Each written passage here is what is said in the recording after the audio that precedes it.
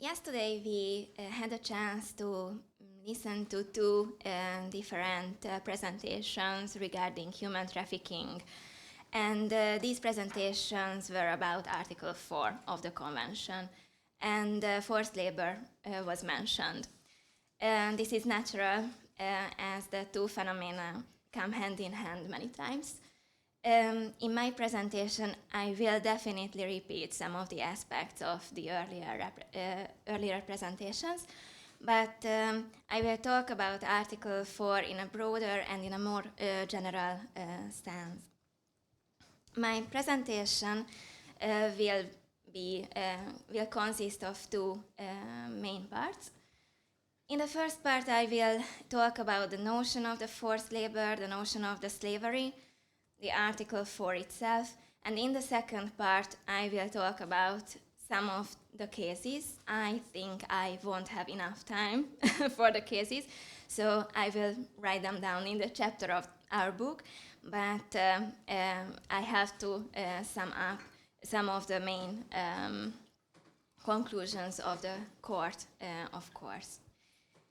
So, the first part. What we are talking about when it's about forced labor.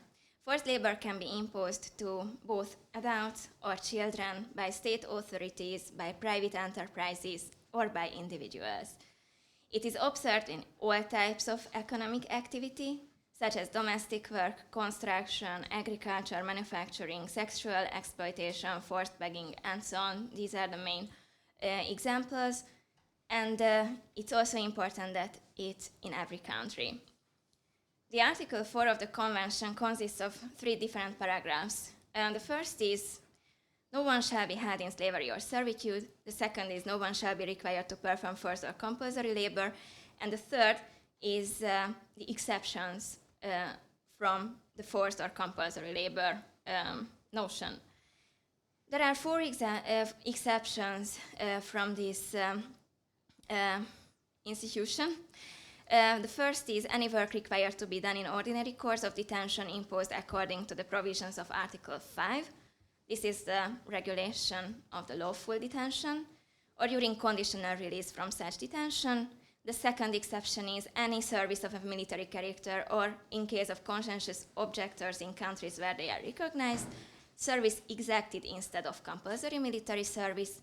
The third exception is any service exacted in case of an emergency or calamity threatening the life or well-being of the community.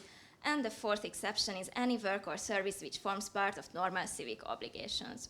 Our main task is the elimination of forced labor as a human right. Yesterday there were presentations about the rules of interpretation of the Convention. I will talk about it also. The Vienna Convention on the Law of Treaties says about the interpretation of our convention. Under the Vienna Convention, the court is required to ascertain the ordinary meaning to be given to the words in their context and in the light of the object and purpose of the provision from which they are drawn. It is really important that Article 4 of the Convention, together with Articles 2 and 3, enshrines one of the fundamental values of democratic societies. And because of this, the Article 4 force requirement, unlike most of the substantive clauses of the Convention, makes no provision for exceptions, and no derogation from it is permissible under Article 15.2, even in the event of a public emergency threatening the life of the nation.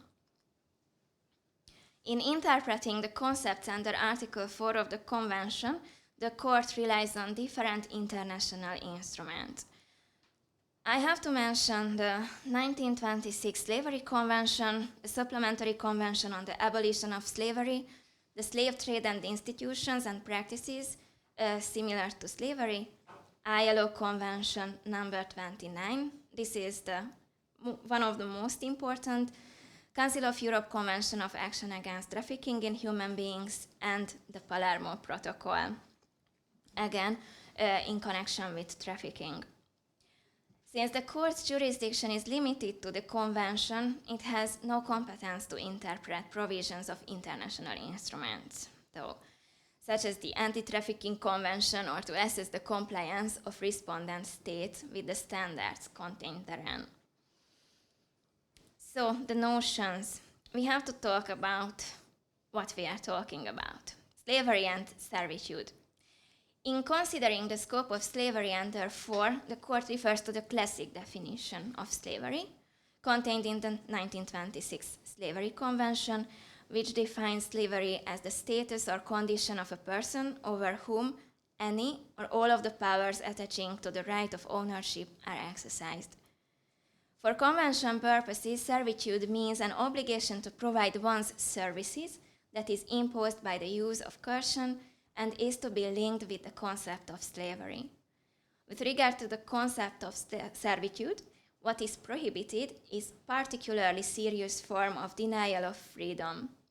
It includes, in addition to the obligation to perform certain services for others, the obligation for the serf to live on another person's property and the impossibility of altering his condition. And the notions of forced labor and compulsory labor. It's interesting, is there any difference between forced or compulsory labor? According to the literature, we cannot be really sure about it. According to the case law of the court, we can find some slight differences between the two. I will talk about it later. Article 4.2 of the Convention prohibits forced or compulsory labor. However, this article does not define what is meant by forced or compulsory labor, and there is no guidance on this point on the various Council of Europe documents relating to the preparatory work of the European Convention.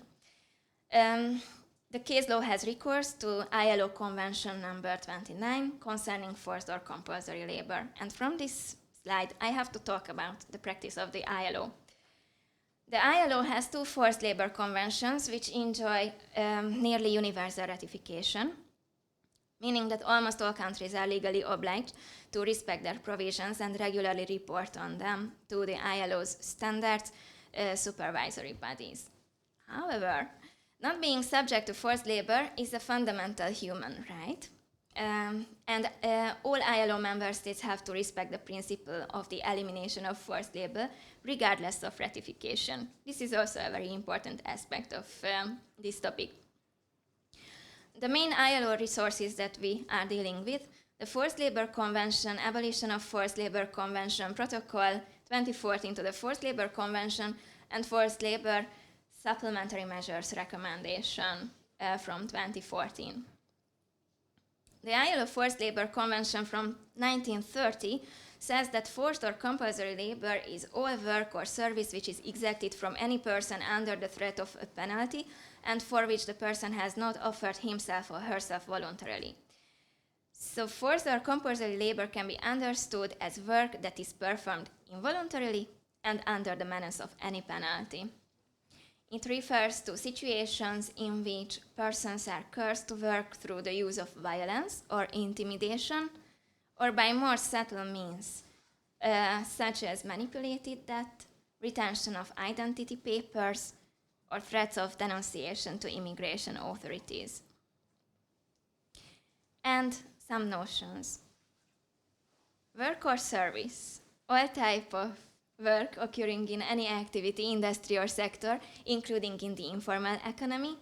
Menace of penalty, a wide range of penalties used to compel someone to work, and involuntariness, the terms offered voluntarily refer to the free and informed consent of a worker to take a job and his or her freedom to leave at any time. This is not the case, for example, when an employer or recruiter makes false promises so that a worker take a job he or she would not otherwise have accepted.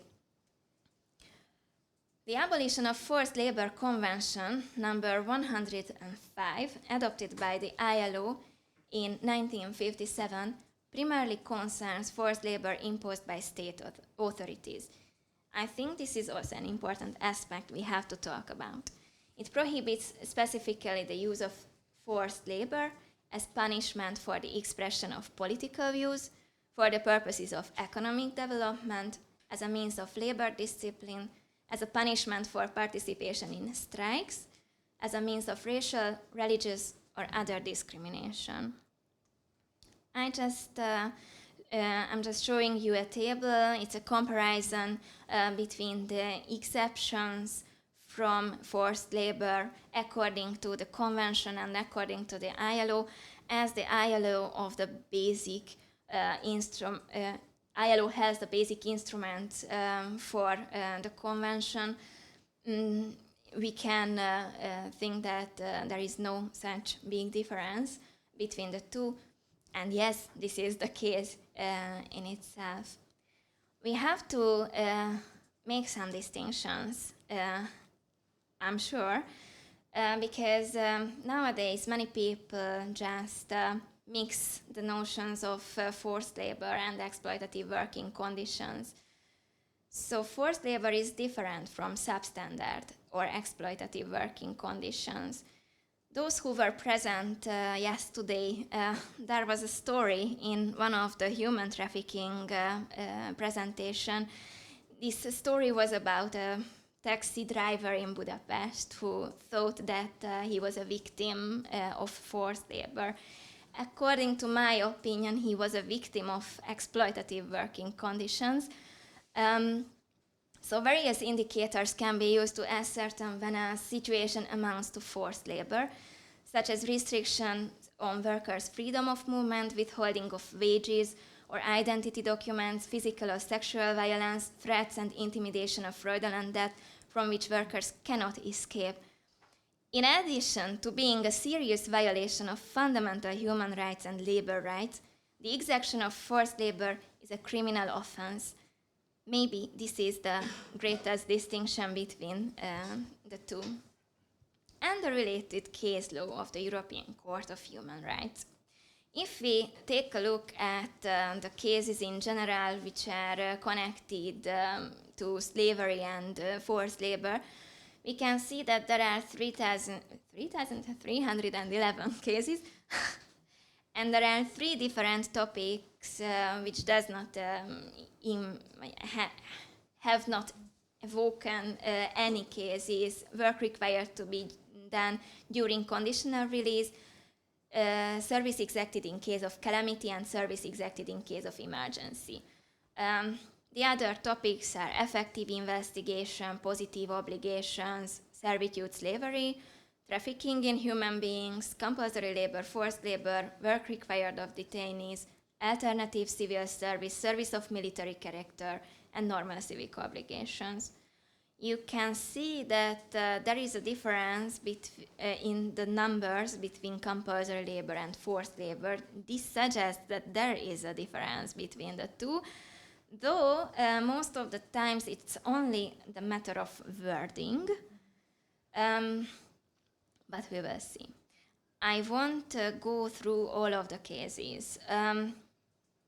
I know that my topic is about Central Europe, but this case against Belgium was one of the most important cases regarding the employment aspect of the convention, so I have to talk about it a bit.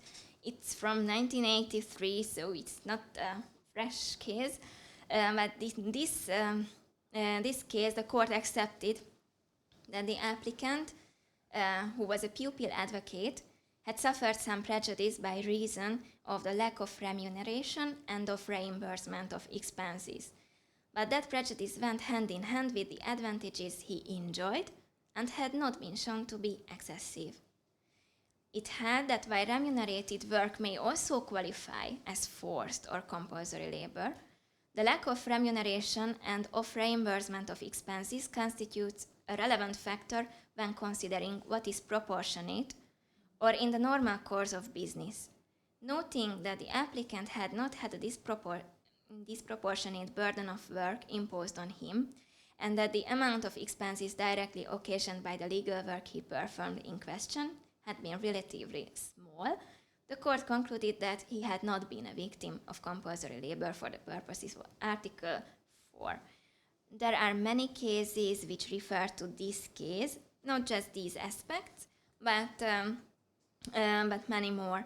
So this is one of the basic cases.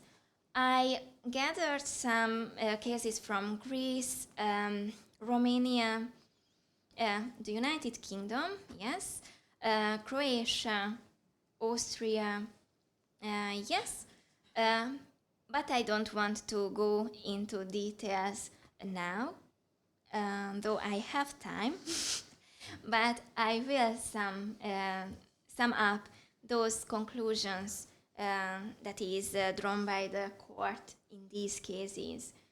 So the first conclusion is known by everyone, and I have already talked about it. Forced labor mostly occurs together with human trafficking and discrimination cases. So this is one finding. The second, the actions of the Commonwealth must be judged in the light of the case law, the practice of the ILO, and many different international legal norms above the Convention. So Article 4 itself doesn't solve any cases of forced labor or compulsory labor or slavery or servitude. Prior consent is not sufficient to exclude the characterization of work as forced labor. That is interesting. The state authorities must take into consideration more types of evidence, even psychological issues regarding traumas caused by the forced labor. This is, of course, really difficult for the state authorities.